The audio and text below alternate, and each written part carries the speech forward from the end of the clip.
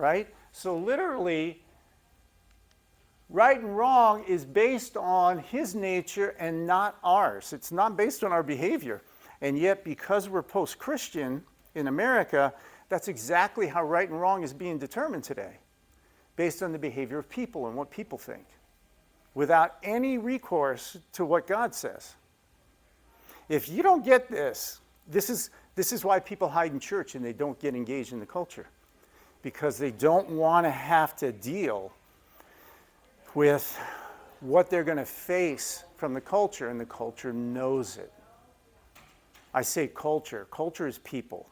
You know, when people say things like they're doing it in New York City right now, they're doing it in Chicago, you know, people aren't evil, society is. That's literally Adams in New York City talking about evil and wrongdoing. I'm like, well, wait a minute. Isn't society made of people? Right? So that's an issue we got to deal with to understand. And if you really want to know what good character looks like, it's pretty simple. It's based on a standard. It's objective, right? And this idea of objectivity we're going to get into today, because I use that word and I think a lot of people don't know what I mean. And I think if you don't know what I mean, you'll have a hard time. People will tangle you up in this culture. Objective truth means it's true regardless of my opinion. My opinion doesn't matter. Subjective truth means it's true because that's what I think. My opinion matters, right? So whenever we use the term objective, we're talking about some standard of truth where, sorry, your opinion doesn't matter. It doesn't count. It's true just because it is, right?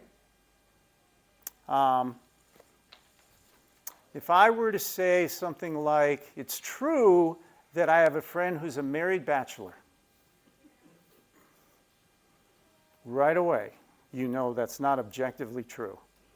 You know, because it contradicts itself, right? So we've got to be able to understand this, because you're going to hear this used by non-believers and skeptics. Well, everybody knows that's objectively true. Policemen are racist. Right? Right now there's a case going on. I'm not sure where. It might be in Missouri. The 84-year-old man shot the black youth at the door. And his grandson, did you hear when they interviewed him? And he said, well, he's a white conservative male, so by definition he's racist. Added the word Christian. So white conservative Christian, by definition, makes you racist. That's the truth being told in our culture right now. And we sit here in our class and we go, well, that's not right. It's like, no, excuse me, you know, we know that's wrong. That's a lie. Right? So, but that's what's happening. That's the mantra that's being pushed. Just another example. Okay. So trying to figure out good versus bad, you know, we sit there and we go, oh, I wonder what good looks like, bad looks like. From a Christian standpoint, it's simple. If God is the essence of good, because that's who he is, and if his death on the cross and resurrection gave people an opportunity then that by giving their life to him, he'd live in you, then the logical conclusion is this good person in essence who now lives in you is where your goodness comes from. That's where it comes from.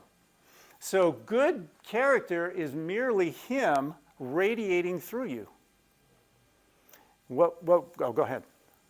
So, but non-believers can still display good character. We're gonna get to that in a minute, right? But that's not the definition of good.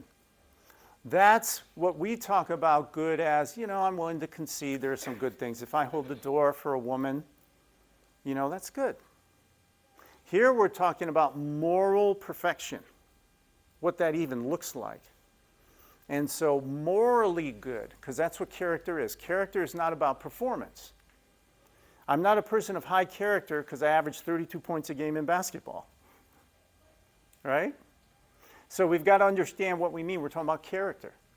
So for a Christian standpoint, it's about the God who's alive today, who's invisible, but yet visible, who lives in us and reveals himself when we allow him to, his character into the culture.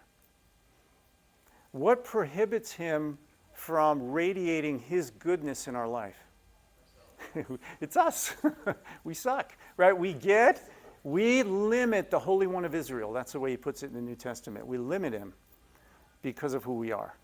And the only way to overcome that is to allow him to have control, and then he will.